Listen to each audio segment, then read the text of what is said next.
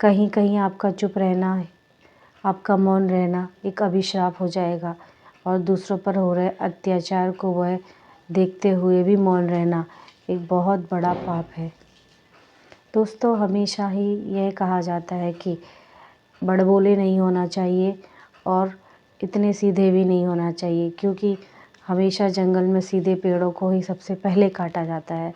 इंसान को लचीला होना चाहिए और समय की मार और मौसम की मार वही झेल पाता है जो कि आ रहे तूफ़ान में झुककर निकल जाने दे उस तूफ़ान को, और अपने आप को जो तनकर खड़े हुए रहते हैं वो हमेशा ही टूट जाते हैं, और जो मौसम की मार देखते हुए झुक जाते हैं वह हमेशा ही अपने आप को सेफ सुरक्षित रखते हैं। यही होता है कि जहाँ पर बोलने की ज़रूरत है वहाँ आप ज़रूर बोलिए, वहाँ मौन रहना बहुत ही गलत होता है। और हमेशा मौन रहने की नहीं कही जा सकती है कि आप कुछ देर मौन रखिए, इससे आपके अंदर की शक्ति मजबूत होती है, आपका मन शांत होता है, आप बहुत ही अच्छे विचारों को ला सकते हैं और बुरी बुरी भावनाओं को हटा। तो श्री कृष्ण भगवान कहते हैं कि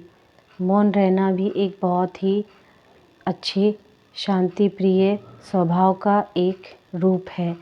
जैसे कि अगर आप मौन रहते हैं तो उससे आपकी ऊर्जा बचती है, आपका मन एकाग्र होता है, और आप कम बोलते हैं तो लोगों को आपकी बातों का महत्व समझ में आता है।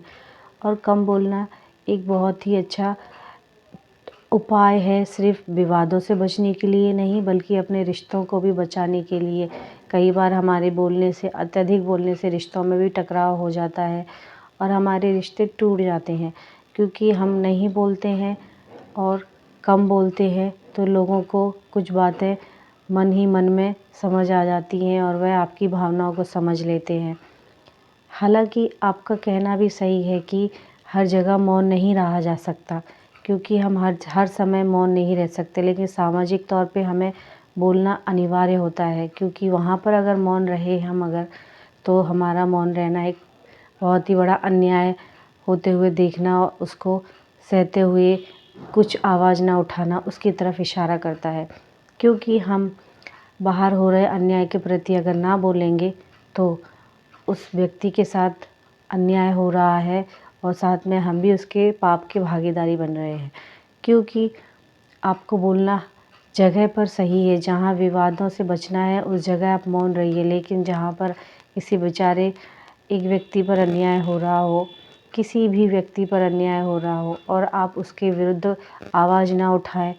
तो यह एक कहते हैं ना बहुत ही